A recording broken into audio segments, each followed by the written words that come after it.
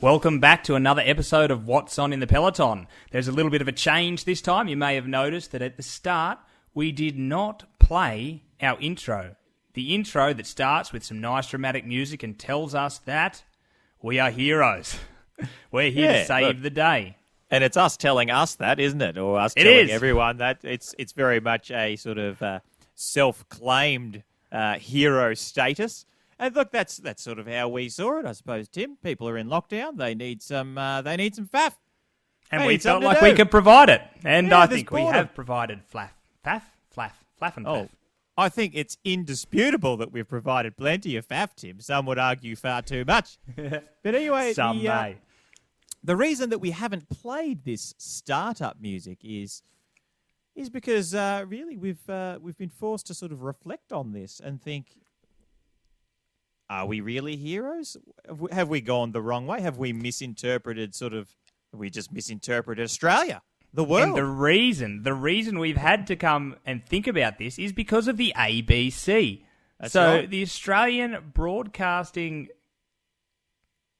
Commission? What's the C? Commission. I think the Australian I wanted to say network, and then I'm like, there's no N. Should be ABN. The ABC have put out a little bit of a clip that we'll play here that sort of threw us for a little bit. It did throw us, Tim. It got us wondering, and it might get you wondering too. Let's give the listeners a bit of a listen there. These are unprecedented times. We know things are hard right now. You're stuck inside with nothing to do. You might be going out of your mind. Just wanting to do something. Anything. But now, more than ever. And you see, up until about this point, Tim, I think the ABC and ourselves, we're at a similar place. We agree with every word so far. But from there, we've gone into very different directions. We will play on. Ever. More than ever. It's time to think about how your choices affect others. So please, don't start a podcast. Shit. Uh-oh. That's a little bit awkward, isn't it? Seems quite targeted. It's a productive use of your time right now. You've probably already got a USB mic and a spare room ready to go. And your mate, Dave? Yeah. That one's very awkward. I'm currently sitting in I'm in a spare room with a USB I'm in a spare room microphone. too. And yeah, we've both got ourselves some USB microphones. Damn the ABC. I'll just go back up a little bit here. Yeah, get him that bit again. Room ready to go. Oh. Your mate, Dave's got some interesting opinions. But where And look, I haven't called you Dave yet, Tim, but I've called you Tim, I've called you Tom. I can very well wait. I might call you Dave at any moment. Dave's not too much of a stretch, is it? Yeah, and look, I think they're bang on there. Tim, you do have some interesting opinions there. We like to think so. He doesn't. He really doesn't. Oh, well, thank you very much, ABC. Cop that. Hold on a minute. That is not right. I'm starting to get right offside with the ABC. Oh, and look, I don't know if I'll get through the rest of this. Yeah, and look, this is just to sort of explain. You might not have seen this sort of public broadcast announcement, but this is coming from all sorts of, ABC celebrities at the moment. This person on screen right now is Lee Sales, well-esteemed journalist, hosts the 7:30 report every night, and she's saying, Tim, no, you do not have any interesting opinions, but let's see what else we've got for us. What other sort of daggers they've got to drive into us? He's a f***wit. Oh! What? This is not acceptable. I think I'm disgraced. Hang on, no. We're not disgraced. The ABC, that's who's disgraced. This is our public broadcaster, and they're putting out this garbage. They're slandering us. Oh, ridiculous. And look, should we even play any more, Tim?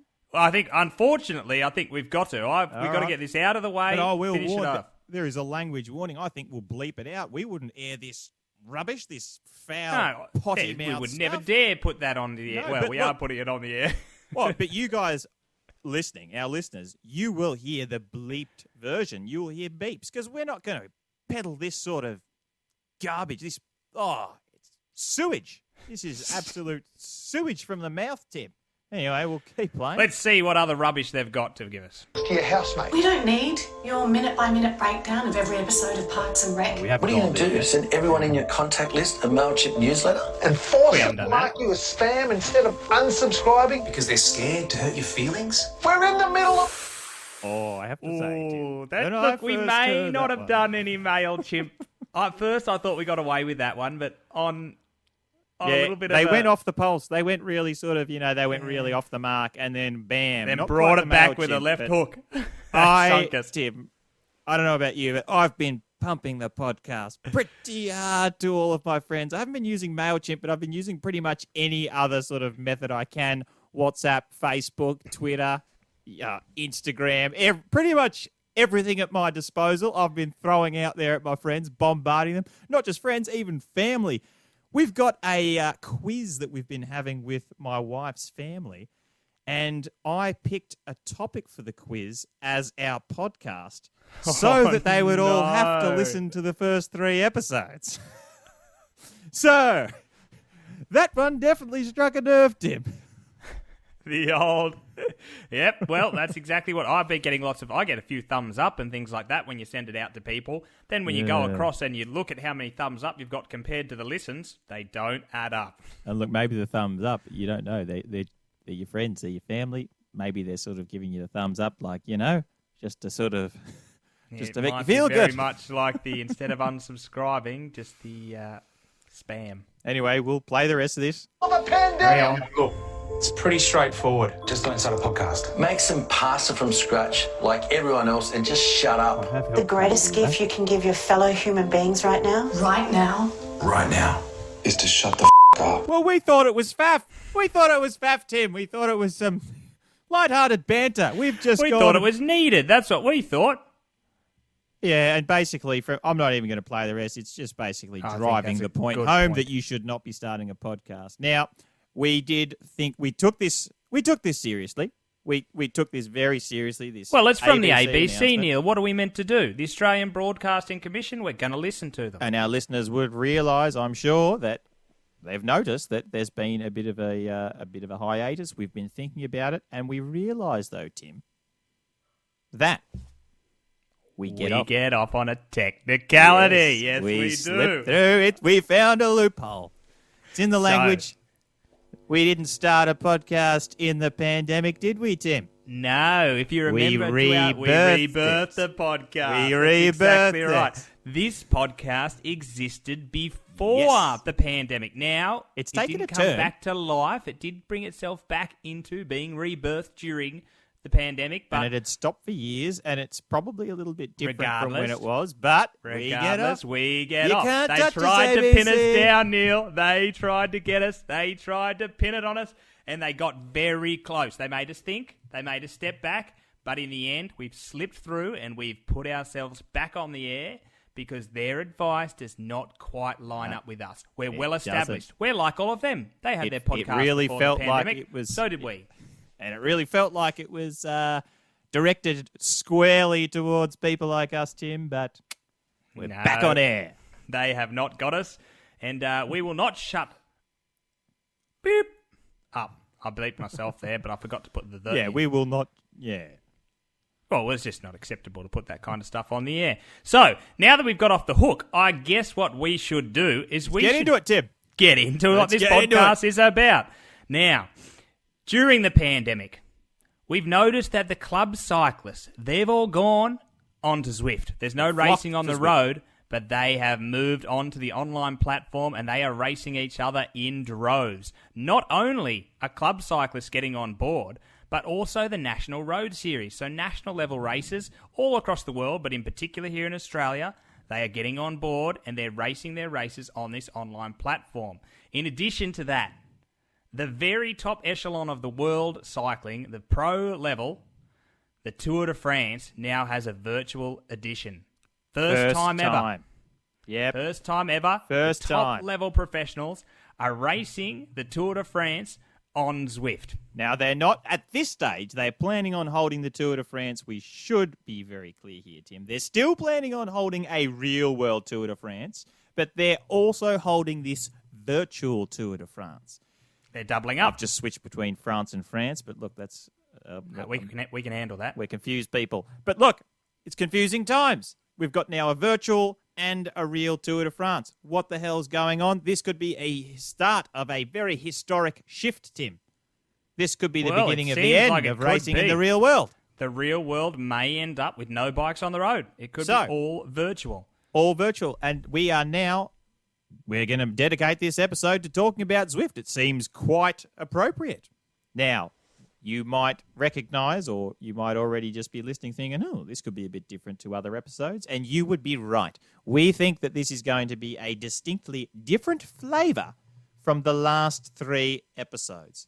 Now, what flavor our last 3 episodes were exactly, we can't tell you that.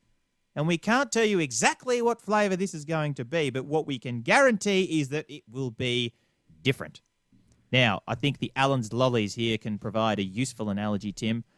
This one is going to be a little bit more niche, a little bit more like, dare I say it, a black I think cat. I know where you're going. The old cat, black Tim. cats in the Allen Lollies. Now, not everyone likes a black cat. Every now and then you come across someone that's very keen on the black cat. They'll Some people dive in love them. and they'll pick them out. But there's plenty of people that the black cat doesn't quite appeal to. So this episode, it could be. We apologise if you don't a like black cats. But for those of you who like this sort of thing, well, you will love this episode and soak it up. All right, so first, Tim, we've spoken about Zwift a little bit earlier in our first episode when we were philosophizing about, the virtual Peloton versus the real Peloton. And, the differences. You can't get spat on Zwift. And are they a real make Peloton? It legitimate? Yes. We don't know. But let's talk a little bit more about Zwift first, because otherwise there's going to be some people who aren't intimately familiar with the platform who this episode will be lost on. So it's let's time go to through get it. intimate. So Zwift, it's an online platform. You've got a phone, a laptop, some sort of tablet screen in front of you while you're riding your bike. So you're riding your bike and you're not moving anywhere because you're on a stationary smart trainer. Now, what this is all powering on your screen in this digital world, there is a new world in there. The world of Zwift, or I think they might even call it in Zwift. Watopia, I think, is an island. But anyway, there is a new world in Zwift, and you have a new person, an avatar, a digital representation of yourself in this world of Zwift. And you can see that rider, you can dress them up, you can change equipment and all of that sort of stuff. But when you pedal your bike on the smart trainer, it moves your avatar in the Zwift world. Now, it's only been made possible by these smart trainers. So what happens on Zwift is they will create a course. And say you're going on the flat, there will be a certain amount of resistance automatically applied through your smart trainer, because you see the smart trainer is actually connected to this Zwift software. That is very cool. It's pretty cool cool technology. Kind of technology. It is really cool. And when you get to a hill, it increases the resistance. And it doesn't just do this in a very sort of, it's actually a pretty technical sort of way. It's a pretty intelligent way. So if you go up a very gradual hill or a slight gradient, it will just ease up the resistance ever so slightly. And if it's really steep, it'll ramp it right up. And it'll even sort of calculate, what type of gear you're in, and it will simulate, exactly how hard to make it. It's quite amazing. And there's even parts of these or brands that are putting out these devices that you put your front wheel into that actually elevate the bike to actually make it on an incline. So they really simulate the gradient. Simulate the climbing. Yeah, and they're getting better and better. So essentially this Zwift sort of platform is simulating riding your bike in a virtual environment. So it's an interesting sort of hybrid thing going on there. Now, it doesn't just stop there just with you. You're not alone in this environment riding around in this digital world. You're actually riding with other people. So all of their avatars are shipped in from all over the world. And you meet in the one location in this new world. Yeah. And there's actually there's plenty of locations and some of them are representations of real courses. So, for example, you can go and race the Yorkshire Worlds course from last year.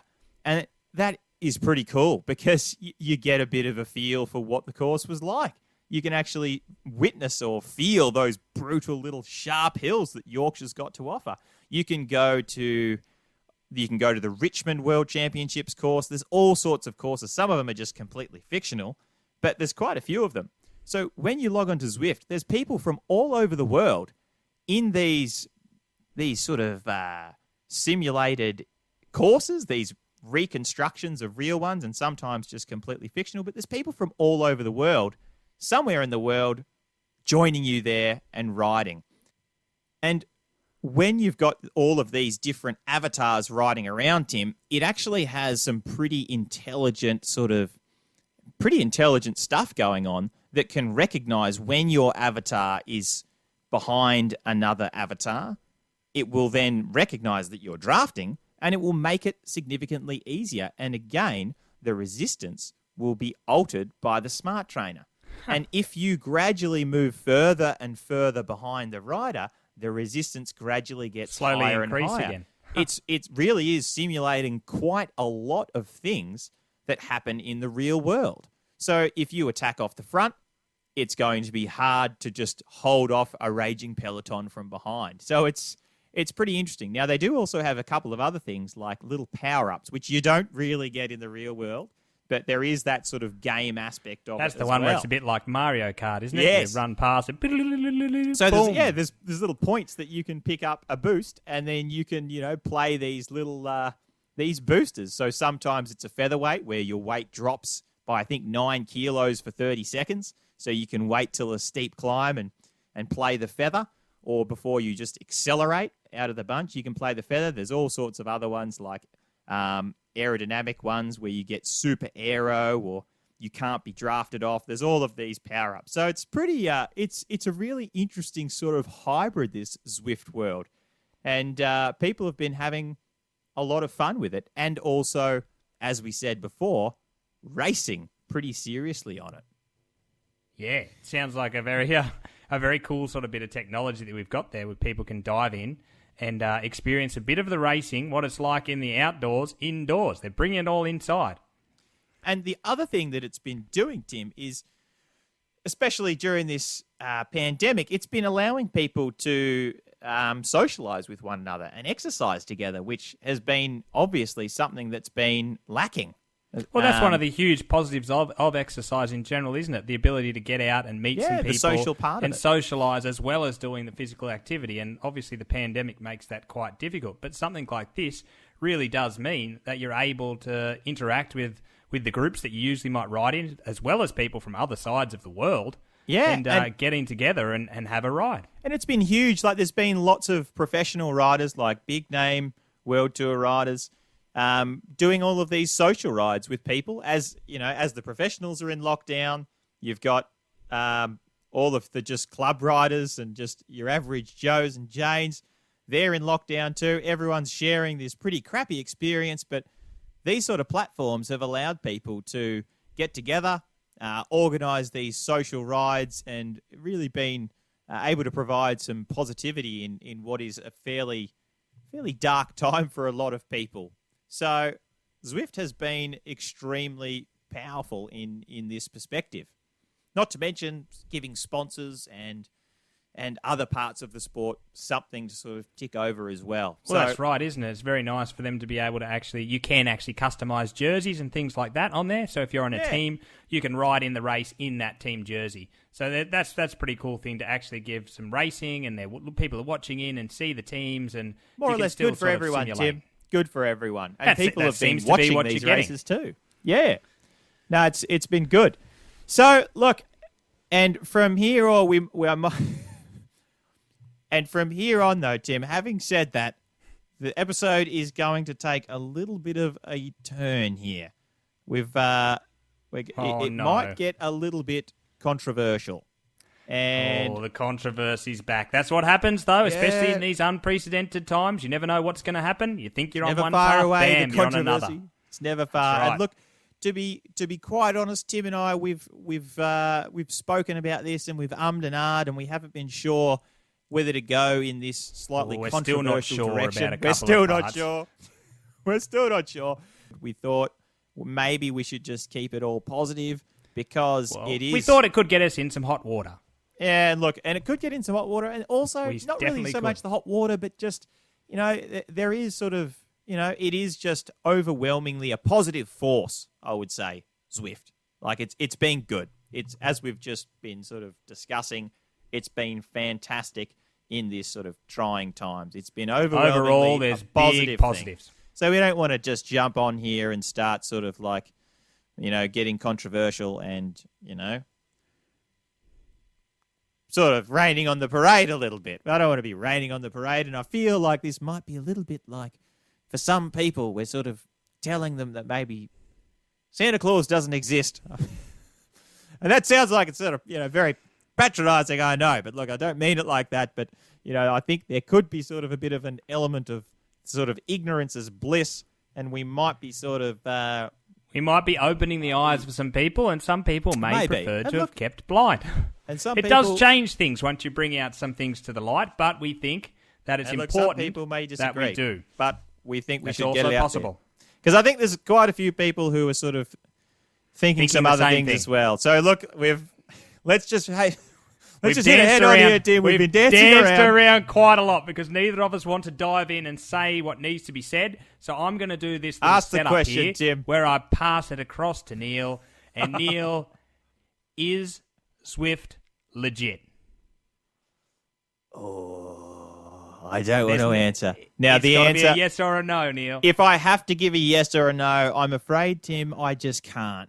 I just can't give a yes or a no because it really depends on what you mean by legit and, how legit, is it completely illegitimate? Is it completely, is it completely false? Of course not. Let's change our question slightly and say, Neil, is there any flaws or significant flaws in the Zwift platform or racing? I think there's some fundamental challenges that Zwift has got. Some challenges, yeah. They're serious challenges, and I do think that it is not as legit what a lot of people probably think. I think some people maybe don't give it enough legitimacy, but there are certainly quite a few people out there who I think probably give it more legitimacy than I think it deserves. Now, let me sort of unpack it because I think this needs a bit of unpacking, Tim. Yeah, look, I'm sort of a little bit stumped at the moment, so I'm ready for you to unpack and explain exactly what you mean. Yeah, okay. So with Zwift, as we said, we've got this digital avatar. You are on a bike, you're pushing the pedals, and it's moving your avatar around. And the key determinant of success in a Zwift race or on the Zwift platform is your power to weight throughout the race. So you can there are some tactics, yes, okay? There are some tactics of how you put that power down. But those are fairly basic. It's not especially hard to learn how to sort of ride in the bunch and to time things. I would say that that's a very minor part of the platform when you compare it to the power to weight that you're doing. It's all about power to weight, more or less. I think that's sort of, people might argue that point a little bit. But look, the grades that you're allowed to race in are based not just partially on power to weight, but exclusively on power to weight. They don't factor in anything else. So if you've got a rider who's been on Zwift and let's just say that they have mastered the game, they've been on there every day, they're like the 13-year-old, 14-year-old kid who's been spending all day on Zwift, just, World of Warcraft style, like in their room, just, going full gas on the Zwift platform, getting fully obsessed with how to when to use the power-ups, how to sit on the wheel and all those sorts of things. That is quite frankly going to be irrelevant if your power to weight isn't up to scratch. A complete novice who's got unbelievably strong legs, great power to weight, is just going to blast them out of the water. So power to weight is such a key part of the platform. And this presents, I think, the serious challenge to Zwift's sort of legitimacy. So, power to weight, Tim. Let's look at weight very briefly first. So, weight is... most people probably don't weigh themselves nearly as much as what some cyclists have. Because in the real world, it is, unfortunately, it's a bit of it's another one of those tricky subjects, the weight, because look, in cycling there are a lot of people with weight related issues and eating disorders and things like that. But unfortunately, especially when you're riding up hills, it really helps to be very lean and very light because it helps this power to weight. So being a sort of a very over, I don't know what you call it, a bit of a, having spent a lot of time as a cyclist who's been caring far too much about weight, I've weighed myself like sometimes probably 5 times a day for weeks, just sort of like, interested to see what's happening. Look, that is a lot of weighing. There's a lot of weighing. There is a lot of weighing. I weigh myself, I weigh myself in the morning before I have a wee, after I have a wee, before I eat breakfast, after I have a poo, all that sort of thing. Like, I had a fairly good idea of how much the average stool weighs, Tim. Gone way too into it, and it's fair enough. It's what I've noticed is it varies a lot, Tim. And that's partly why I've weighed myself so much and got interested, because your weight fluctuates hugely. So, and I'm talking like, literally kilograms. Like, if throughout an entire week, I could vary up to 3 kilograms at different points. Within the 1 week. Yeah, and look, 3 kilos, if you're entering that in, because you enter your weight into Zwift, it doesn't have any way of knowing that until you actually you enter it in. Now, if you're going to have a legitimate Zwift race, that needs to be accurate. And look, Zwift do try and sort of say that that's what you should do, and they have a series of guidelines, and they actually have this organization that they call ZADA, based off WADA. But the Zwift anti-doping agency. Zwift anti-doping agency, ZADA, and they say, and in more serious competitions, that everyone should be doing a weigh-in, within an hour of the competition or something like that. And look, that's probably not too hard to enforce, but look, does it happen very often? I would suggest not. And given that the weight can fluctuate so much, look, even if you sort of honestly have put your weight in at one point in the week, you've hopped on the scales, weighed yourself, entered into Zwift, 3 days later, you could actually be quite a different weight. And in the real world, that would just be factored in automatically. Gravity knows how much you weigh, Tim. It can't fool gravity. Exactly. You can't fool it. No one even thinks about it because it just happens. But on Zwift, it relies on a person putting it in and having it to be very accurate. And look, not to mention that scales can even sort of... I was interested in saying that. People using different scales. I know that my mum's scales, they are at least 1 kilo lighter. They're very good. Yeah. They just make you lighter. And again, any sort of eating disordered cyclist would know this. Would know some exactly scales are the friendly. difference between some the are friendly and some are very not friendly. And you sort of, I hate you. Not these know scales. Which ones to use. Yeah. So anyway, that's weight. Look, we won't spend too much time on weight, but like you can probably overcome weight without too many difficulties.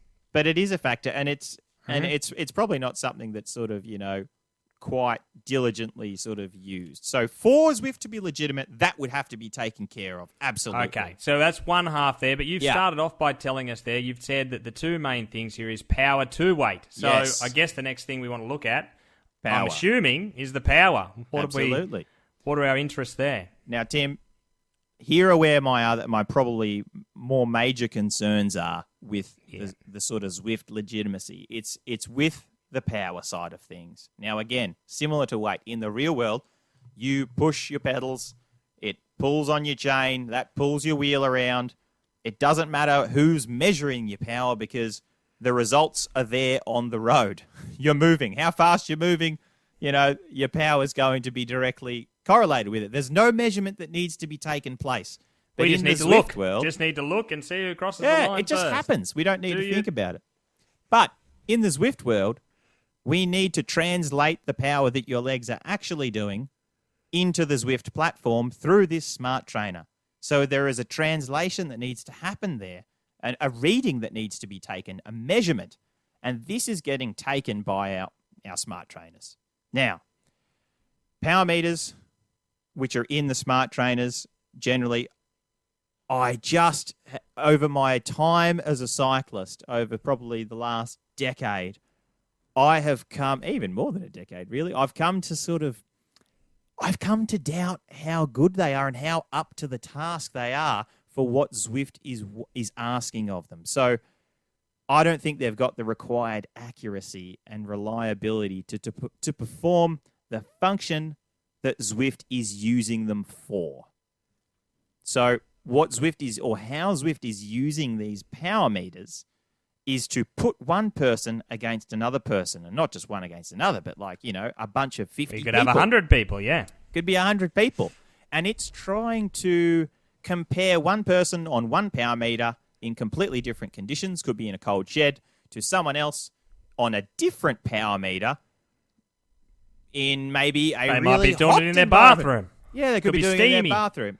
And anyway, it's trying to compare all of these people on all different power meters and then ranking them very accurately, splitting them. Well, I guess the first thing we need to do then, Neil, is to dive in and ask, how accurate are power meters between each other? And I guess that's the thing, because between each other and between themselves is a different thing. More on that later. But let's just first look at the power meters, what they claim to be able to do as per the manufacturer's statement. So there is an error margin, Tim, or a margin of error that power meters have. And this is something that all instruments have. So if you've got any instrument... So that's like a range, is it? Between something it's a and range. something else. And whatever you've got, whatever measuring device, there's going to be a margin of error. So if you've got a stopwatch and you're measuring someone run 100 meters, there is a larger margin of error with a stopwatch compared to the timing system that they use at the Olympics.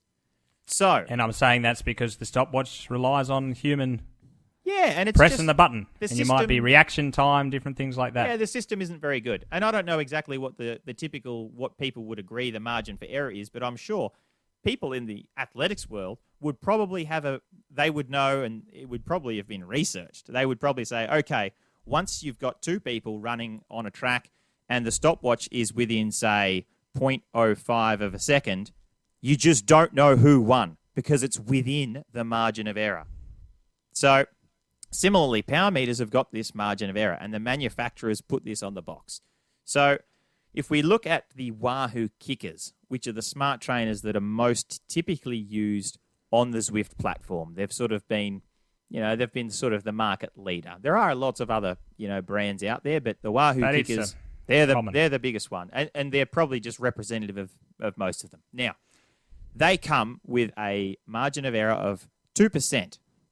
That's what it says on the box. And most power meters are like 1.5%, sometimes 1%, but usually, 2% for these smart trainers is typical.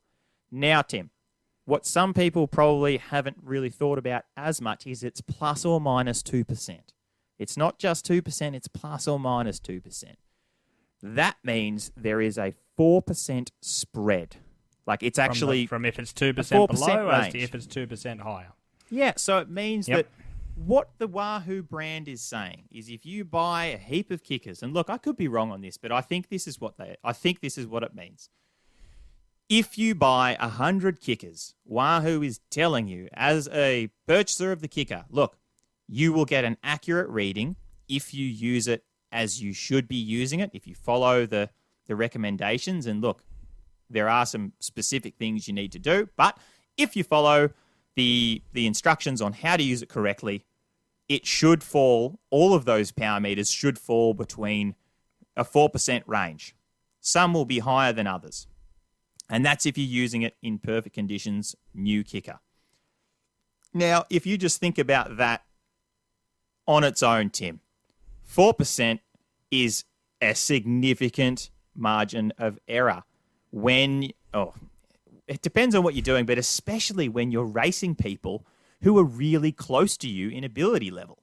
So when you get something like the NRS, for example, where you've got a lot of guys or girls training up really hard, and there's not that much gaps even in the real world. Their powers are very similar.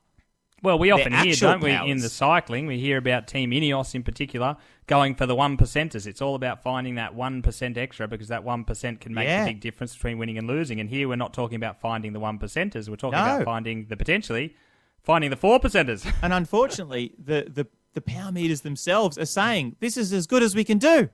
Don't ask any more of us. This is all we can do. Like, we can give you 4%. We can be confident that we're giving you an accurate reading of your power, plus or minus 2%, which is actually a fair bit. So if you just think about that, like, you imagine if you're on a start line and some people are going to be sort of, let's just say no one's given a handicap, but some people are just, selected at random and given a 4% boost for the entire day.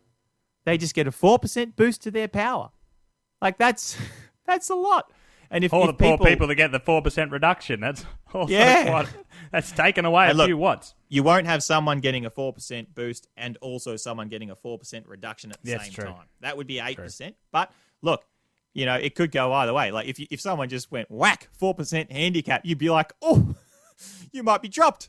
You could easily be dropped, and it might put you from a winning position to maybe 10th place. Like it's a serious it can make a discrepancy. Significant difference. Yep. Absolutely.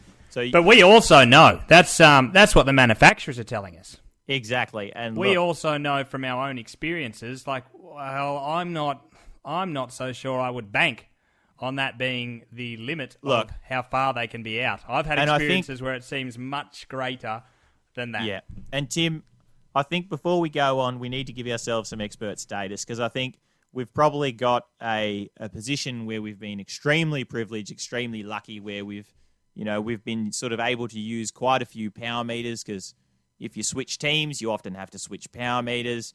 And I think between us, we would have had, and also just being on teams and speaking to other fellow cyclists who are always switching power meters. So we've talked a lot about power meters and we've had a lot of experience. And personally, I won't lump you into this, Tim, but I have spent like thousands of hours. Maybe that's an exaggeration, but look, it wouldn't be far off it. I've been spent that many hours thinking about data, talking to people about power meters, taking, 2 power meters out on the same bike, like a hub and a set of cranks, testing cranks compared to the kicker with multiple I've been part head of a few units, of these experiments. just I can definitely pouring through confirm. DC Rainmaker's reviews and looking at all of his data. Like, I've spent so much time in the area, and I absolutely think that, and I think I've ended up in the same place that you have and that most people end up with power meters, just broadly speaking.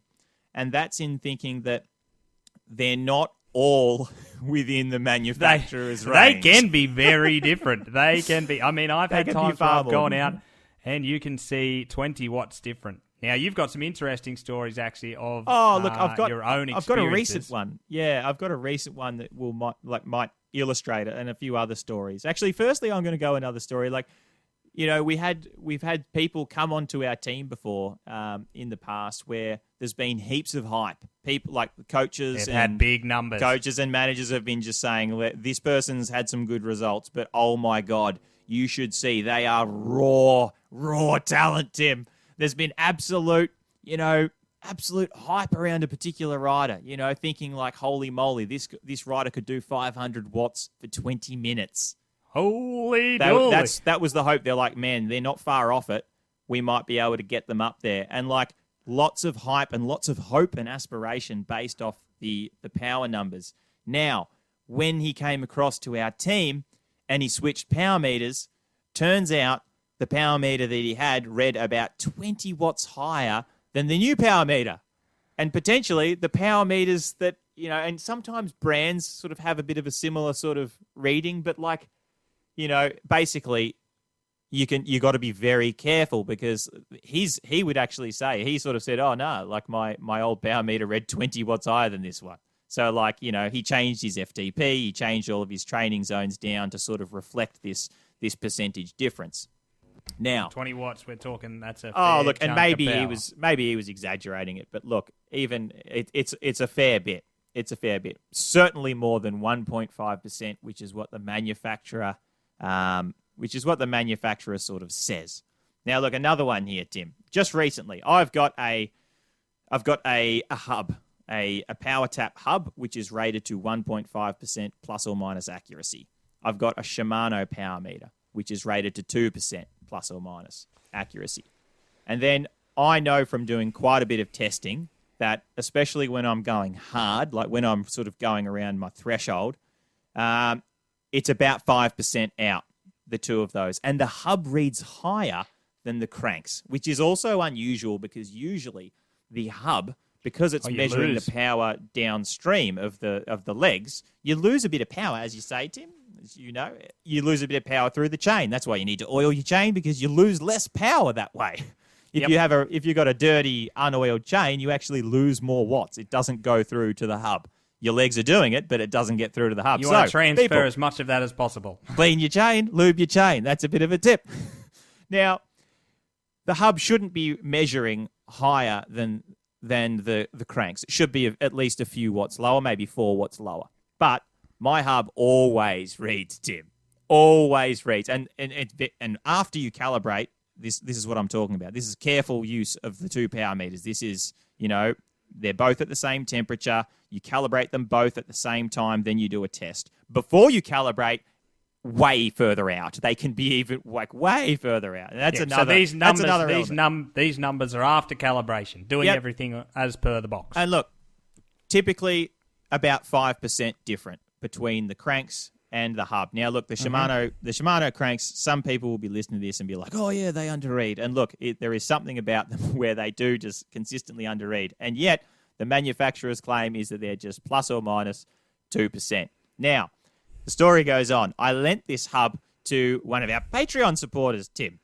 Zach. A young fellow, Zach, in our club. And he was also very, very interested about the data and the numbers. And he's got 2 power meters.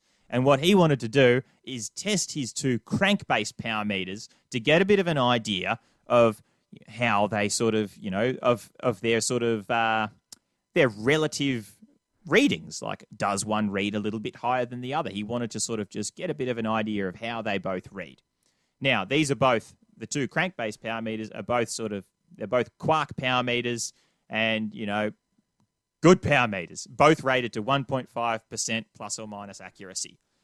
Now, one of the cranks was 1.8% higher than the hub, not too different, and one was 3.6% higher.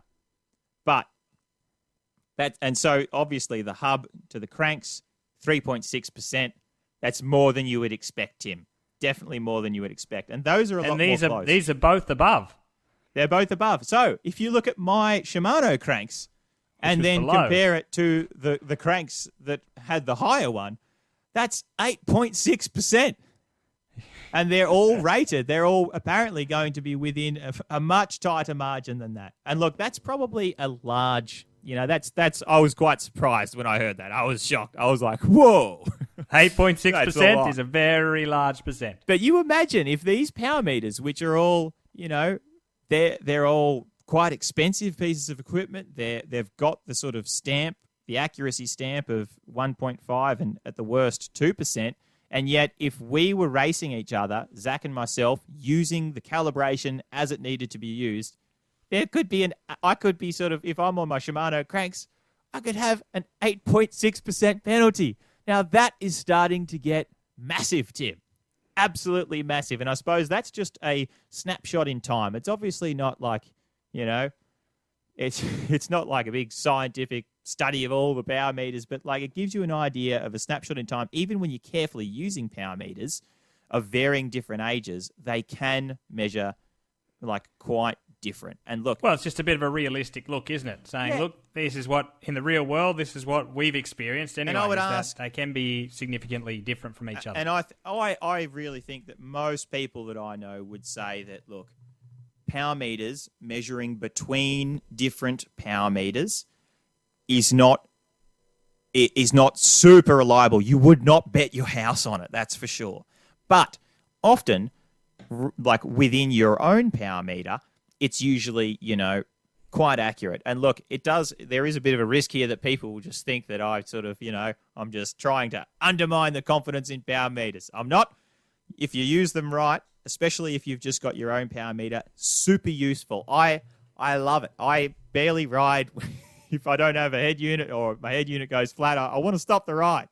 I want the numbers. I love the them. data. Love power meters. Look, go out and buy a power meter, everyone. If you can, I think it will probably enhance your riding. It'll probably enhance your enjoyment. And look, I'm a big fan.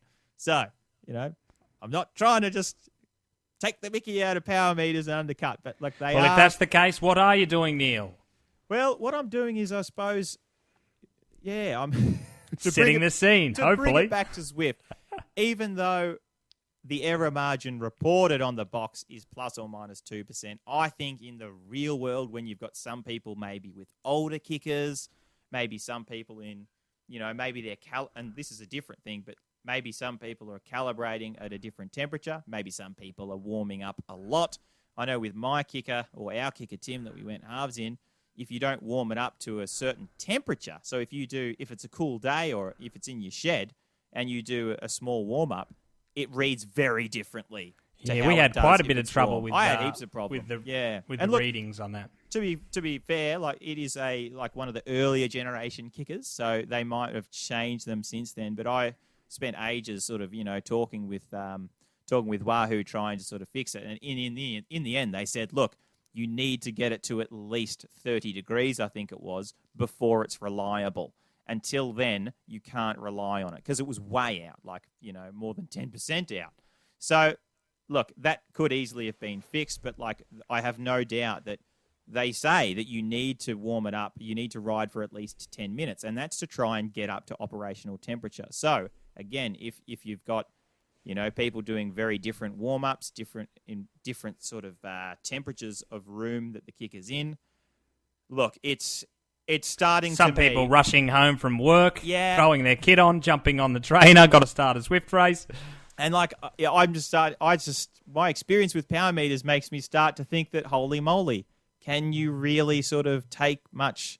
Can you really start to sort of split hairs? And how much can you sort of be confident of in these Zwift races? And I think you probably need to be a little bit skeptical because of some of these devices that Zwift is 100% relying on for its accuracy.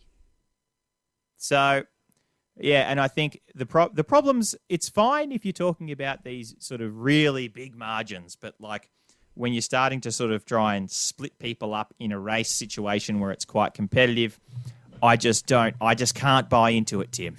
I can't take it too seriously. Yep, like we said at the start, it's a pretty cool activity. It's pretty cool to be able to jump on and compete against other people. But when we get down to really trying to figure out who's the best cyclist, if we've got gaps there, even at just the 2% plus or minus, what I think I'll say is we get difficult. Because the problem with people putting too much stock in the power meters, Tim, is that, and I've seen this has been going on in the lockdown, that people are sort of accusing other people of cheating. And because people have just been sort of rocketing off in the Zwift world and looking like they're doing massive power or something. And look, people are sort of starting to get a bit suspicious and, thinking that people are sort of cheating in some way. And part of what we're doing is taking away that suspicion. Yeah, because people are seeing power to weight numbers, which quite frankly seem looking crazy good. They're looking off the charts ridiculous, to the point where people are just like, that is just rubbish. And if you look at that person, then if you think, right, power meters are great, they never fail, you start to think, righto, maybe this person's trying to cheat in some way. They're the one to blame. I think they're doing the dodgy here. Yeah, but we need to consider that the power meters, trust me, look, ask around and do your own research, but I would say that they're a little bit, they are prone to failure. They are not perfect devices. So before you start questioning, someone and saying that they're cheating, maybe just consider that the power meter could be the one reading who's at wrong. fault. Yes. And, yeah, I suppose Yeah, on that, Tim, that's probably my Zwift rant over. So, and the problem with Zwift is, as we've said, Zwift is trying to compare different power meters at the same time in different environments. And In also, totally different environments. That's exactly and also, right. we've got people using them, Tim, and like to get Zwift to be really legitimate, certainly possible to increase the legitimacy of Zwift. But as we said with the weight, there needs to be some really tightly controlled sort of practices in place, and there needs to be quite a bit of things going on with the power meter side. And even then, I think a single result probably is, you sort of need to be a little bit cautious just believing a single result. If you had a series of races, the chance to sort of like change power meters between different riders, that would help make it much more fair. But just for sort of a one race thing, looking at someone's power to weight, it can happen. And look, I will also say that this is not just me rambling. This has actually happened within this NRS that we've just had. So in 2 of the rounds, I've been really following the female side of things closely because I've been watching my wife, Maddie. There's been 2 occasions where people have got onto the podium. In one case, the girl And they've won. disappeared. And then in another case, she was on the podium. And in both cases, the result was taken back. And it was because the power meter overread. It seriously overread. So, and that does happen. Like, it really doesn't surprise me that happened in the races because I've seen it happen quite a few times myself. And look, the same probably happened in the opposite direction. There were probably a few people who had an under-reading power meter. And look, people tend to sort of, the way the human mind works, especially competitive athletes, usually we're pretty good at picking up when the power meter's under-reading. We're not quite as good at sort of recognizing when the power meter's over-reading. We tend to sort of, just think we're on a good Pat day. ourselves on the back. Yeah, I was on a good one there, clearly. Yeah, but look, it has actually happened in this NRS on 2 occasions. So, look, it's a tricky area, and my advice would be let's not be too quick to point the finger and start calling each other cheats and that sort of thing. You know, there might be some cheating here and there, whatever. But look, let's not take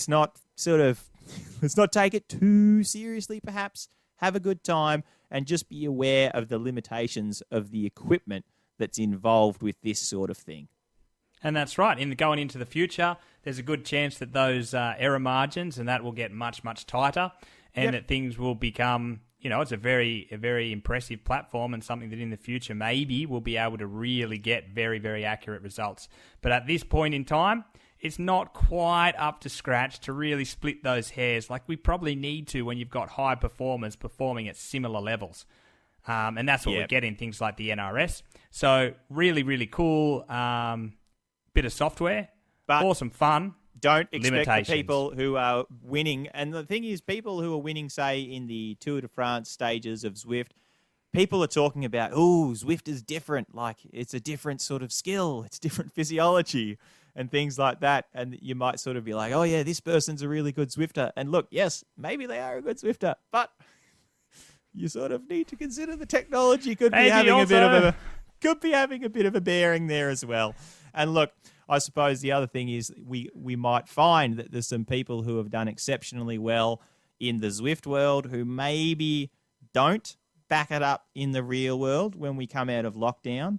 And again, before you point the finger and accuse them of cheating while on Zwift and, trying to steal the limelight and that sort of thing, maybe they were just doing an honest job. They were having a full-on crack, and it's just limitations of the equipment. So look, just wait and see when you get back to the real world, and don't put too much stock in the power meters. That's my advice, Tim. Well, as we promised a bit of a different episode this time round, and we delivered.